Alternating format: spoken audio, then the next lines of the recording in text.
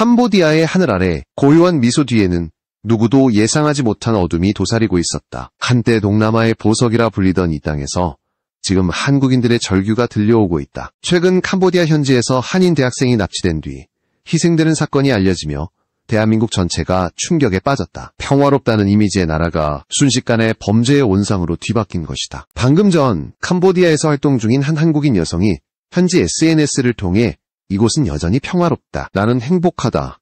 고 말한 영상이 공개됐다. 그러나 한국 네티즌들은 믿을 수 없다는 반응을 쏟아냈다. 총을 든 조직이 바로 옆에 있는데 어떻게 평화냐. 지금 그 나라 자체가 범죄 조직과 다를 게 없다는 댓글들이 쏟아졌다. 이 반응에는 이유가 있다. 단순한 불안이 아니다. 최근 몇 달 사이 캄보디아에서 한국인을 상대로 한 납치, 감금, 폭행 사건이 폭발적으로 늘어났다. 과거 연간 10여 건 수준이던 납치 사건이 올해는 8월까지만 해도 330건을 넘었다. 피해자 대부분은 고수익 알바나 출장이라는 말에 속아 들어갔다가 보이스피싱이나 불법 사기에 강제로 동원된 사람들이다. 그곳에서는 실적을 내지 못하면 폭행과 고문이 일상처럼 이어졌다. 이들은 인간이 아니라 도구였다. 한국 사회는 이 참혹한 현실에 분노했고 정부는 즉각 대응에 나섰다. 캄보디아 전역의 여행 경보가 최고 단계로 격상되었고 외교부는 자국민 보호를 위해 모든 외교 자원을 총동원하겠다고 밝혔다. 그러나 문제는 지금 이 순간에도 구조되지 못한 피해자가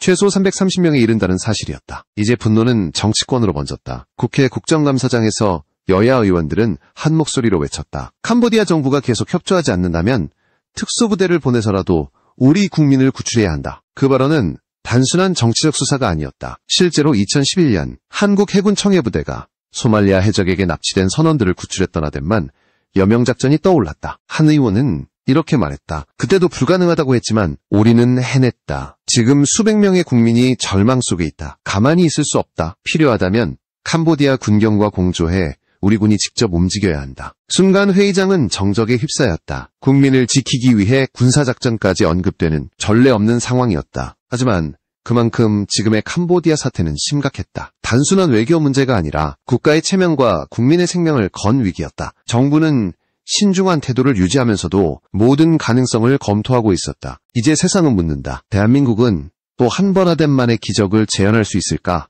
아니면 이번엔 국제정치의 벽 앞에 무릎을 꿇게 될까? 하지만 현실은 그렇게 간단하지 않았다. 아무리 분노가 끌어올라도 군을 움직인다는 건 외교와 국제법의 벽을 넘는 일이다. 대한민국의 특수부대, 그 이름만으로도 세계가 긴장하지만 이번만큼은 칼을 쉽게 뽑을 수 없는 이유가 있었다. 첫 번째는 지형이다. 캄보디아의 범죄 단지는 해안이나 사막이 아닌 밀림 속 깊숙한 내륙에 자리 잡고 있다. 2011년 아덴만 작전은 해상에서 벌어진 단기 결전이었다. 그러나 이번에는 전혀 다르다. 범죄 조직의 근거지는 수십 곳으로 흩어져 있고 인질들의 위치 또한 제각각이다. 한 치 앞도 안 보이는 정글 속에서 수백 명을 구출한다는 것은 사실상 눈을 감고 싸우는 전쟁에 가깝다. 두 번째는 외교적 제약이다. 캄보디아는 주권 국가다. 그들의 허락 없이 한국군이 진입하면 즉시 국제법 위반이 된다. 설령 작전이 성공하더라도 외교적 고립과 보복이 뒤따를 것이다. 게다가 캄보디아 정부는 지금까지 협조 의지가 거의 없다. 수십 년간 한국으로부터 받은 공적 개발 원조, 그 액수가 무려 353억 원에 달하지만 막상 자국 내 한국인들이 납치와 고문에 시달려도 모르쇠로 일관하고 있다. 도움은커녕 눈을 감고 있는 것이다. 세 번째는 보급 문제다. 한국은 동남아에 상시 주둔 중인 군사기지를 두고 있지 않다. 캄보디아와 인접한 지역에 병력이나 장비를 지원할 물리적 기반이 전무하다. 만약 공군 수송기를 띄워 특수부대를 투입한다면 현지 공항과 영공 사용 허가가 필수적이다. 하지만 지금처럼 정부가 협조를 거부한다면 이는 사실상 불가능에 가깝다. 해군 함정을 파견하더라도 그들이 도착하는 곳은 바다다. 밀림 속 깊숙이 자리한 범죄 거점을 직접 타격하는 것은 현실적으로 어렵다. 이 모든 요소가 합쳐지면 한국군의 투입은 단순한 군사작전이 아니라 국제 분쟁으로 번질 위험이 있다. 그래서 정부는 공식적으로 말을 아낀다. 모든 가능성을 검토하고 있지만 군사 개입은 최후의 수단이다. 그 말 속에는 무게가 있었다. 한 번 잘못 움직이면 외교의 균형이 무너지고 더 큰 피해를 부를 수 있기 때문이다. 그러나 국민들은 기다릴 수 없었다. 누군가의 가족이, 친구가 동포가 아직도 지옥 같은 감금 속에 있었다. 하루하루가 생지옥이었다. 한국 정부의 외교적 신중함과 국민의 분노 사이에서 긴장감은 점점 높아지고 있었다. 이제 남은 질문은 단 하나였다. 캄보디아가 끝내 문을 닫아건다면 우리는 어떤 선택을 할 것인가? 그리고 그 답을 찾아 나서는 순간 한국 사회는 다시 한번 과거의 상처를 떠올렸다. 베트남전 이후 처음으로 자국민을 위해 외국 땅에 특수부대를 보내야 할지도 모르는 순간이 다가오고 있었다. 캄보디아는 한때 대한민국의 형제 국가로 불렸다. 전쟁으로 폐허가 된 이 나라에 처음 손을 내민 나라가 바로 한국이었다. 베트남 전쟁이 끝난 뒤 미군이 철수하고 폴포트의 공산주의 무장 세력이 캄보디아를 장악했다. 그 시절 세계는 이 나라를 외면했다. 하지만 한국은 달랐다. 정부와 기업 그리고 NGO가 앞장서서 학교를 세우고 도로를 닦고 식수를 공급했다. 공적개발원조, 즉 ODA의 흐름이 캄보디아 전역으로 흘러들었다. 1990년대부터 지금까지 대한민국은 이 나라의 주요 원조국으로 자리해왔다. 2016년 한 해만 해도 한국이 캄보디아에 지원한 금액은 300만 달러. 당시 캄보디아가 전 세계에서 받은 원조금의 18%에 해당했다. 그뿐만 아니라 수많은 한국인 관광객이 캄보디아의 경제를 떠받쳤다. 앙코르와트의 입장권, 푸놈펜의 호텔, 시엠립의 식당들, 그 모든 곳에 한국인의 발자취가 있었다. 캄보디아 정부가 몰라도 현지 상인들은 알고 있었다. 한국인들이 오면 장사가 된다. 그것이 현실이었다. 하지만 세월이 흐르며 그 인식은 왜곡되기 시작했다. 캄보디아 사람들에게 한국인은 도움을 주는 이웃이 아니라더니 많은 호구로 비춰졌다. 관광객이 공항에 도착하자마자 심사관이 달러를 흔들며 원달러를 요구했다. 돈을 내지 않으면 입국 심사줄에서 쫓겨나고 몇 시간씩 기다려야 했다. 이른 바통행세가 당연한 문화처럼 굳어져 버린 것이다. 이 모든 것은 작은 균열이었다. 그러나 그 균열은 이제 균열이 아니라 균열선이 되어버렸다. 이제 그들의 범죄 수법은 돈을 요구하는 손에서 총을 겨누는 손으로 변했다. 한국인 관광객과 노동자들이 납치되고 감금되고 고문당했다. 그것이 오늘의 캄보디아였다. 한국이 수십 년간 흘려준 원조금은 어디로 갔는가? 그 돈으로 세워진 학교는 어디에 있고 그 도로는 누구의 발길을 위한 것인가? 이제 남은 것은 공포뿐이었다. 도움을 준 나라의 국민이 바로 그 도움의 땅에서 폭력의 대상이 된 아이러니. 정부의 자료에 따르면 2023년 기준 한국이 캄보디아에 제공한 총 공적 원조금은 약 353억 원. 하지만 캄보디아 정부는 그 돈이 국가의 발전에 사용되었다고 주장할 뿐 그 어디에서도 한국인을 보호하려는 움직임은 보이지 않는다. 그들의 침묵은 단순한 무관심이 아니었다. 오히려 이득이었다. 범죄 조직이 벌어들이는 막대한 불법 자금이 경제를 살리고 있었기 때문이다. 이제 대한민국은 질문을 던진다. 우리가 도운 그 나라는 과연 지금 누구의 편인가?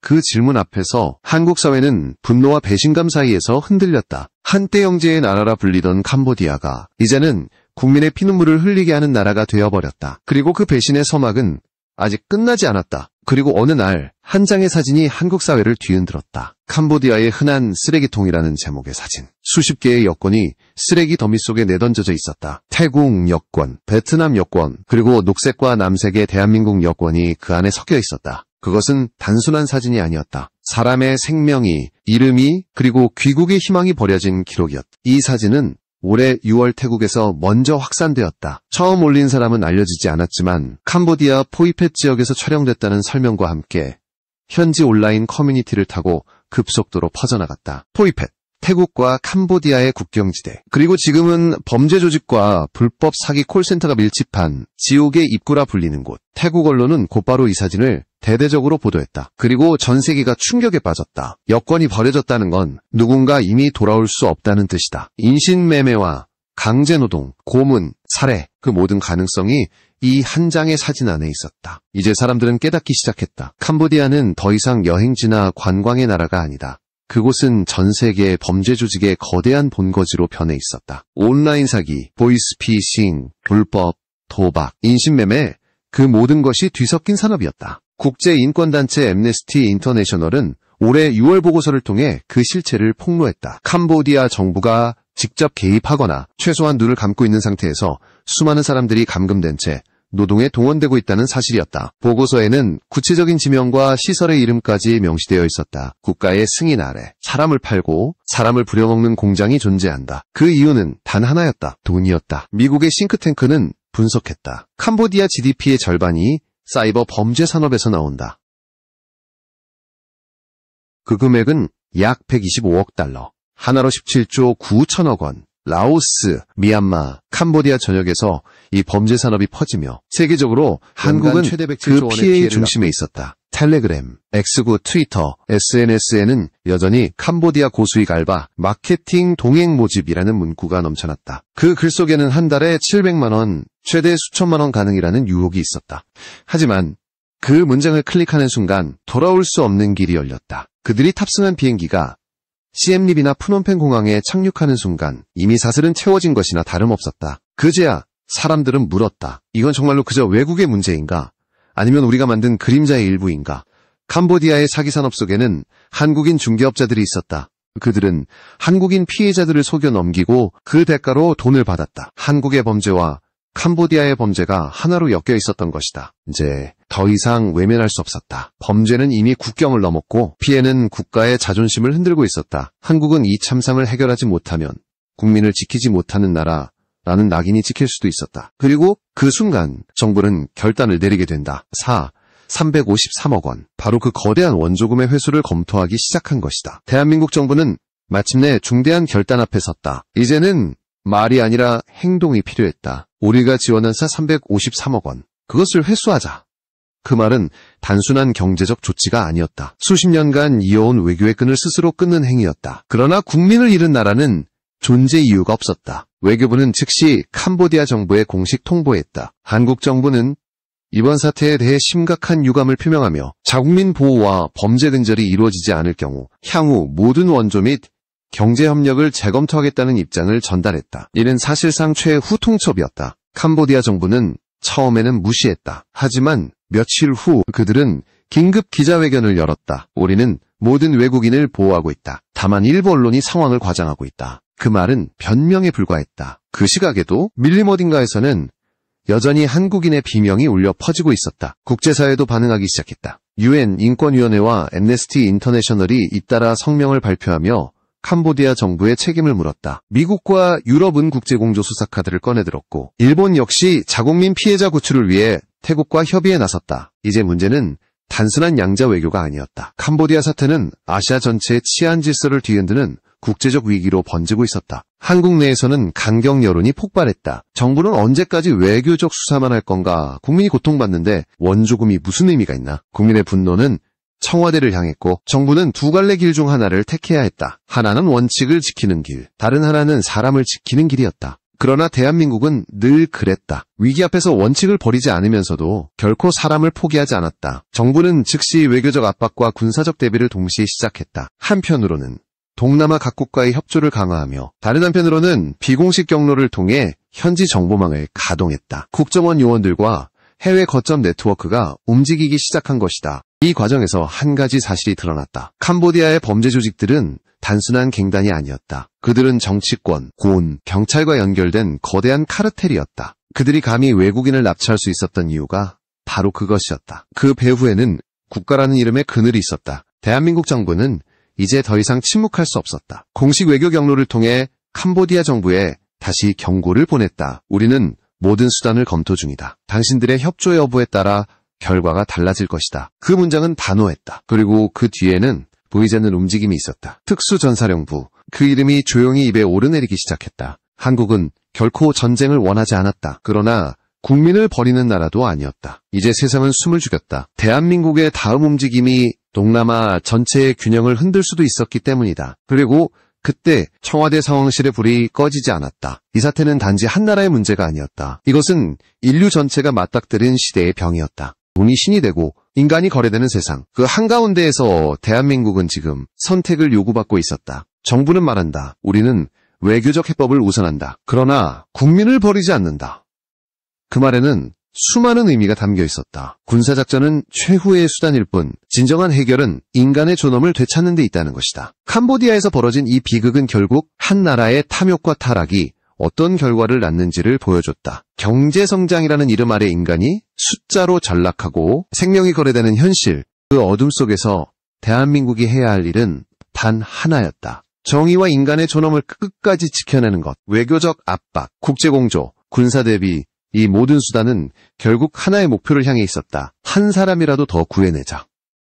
그것이 대한민국의 존재 이유였고 전 세계가 기억하는 그 이름의 무게였다. 시간이 흘러도 아덴만의 기억은 사라지지 않았다. 2011년 세계가 불가능하다고 말했을 때 한국은 해냈다. 그리고 지금 또 한 번 그 불가능에 맞서고 있다. 캄보디아에 밀림 어딘가 아직 돌아오지 못한 이들을 향해 대한민국은 손을 내밀고 있다. 이 사건은 우리에게 묻는다. 국가란 무엇인가? 그것은 단지 국경과 영토가 아니라 국민 한 사람 한 사람을 끝까지 포기하지 않는 의지라는 것을 대한민국은 알고 있다. 한때 도움을 주었던 나라에게서 지금은 외면을 당했다. 하지만 한국은 증오로 응수하지 않는다. 그들은 여전히 인류의 일원이며 우리가 추구해야 할 것은 복수가 아니라 정의였다. 정부는 회수 절차를 공식화하며 동시에 국제공조를 통해 인신매매와 사기 조직을 뿌리 뽑겠다고 선언했다. 이제 대한민국 은원조국에서 정의의 주체로 서 있었다. 그리고 이 이야기는 끝이 아니다. 지금도 세계 어딘가에서 누군가는 같은 고통을 겪고 있다. 그들을 구하는 길, 그 첫걸음은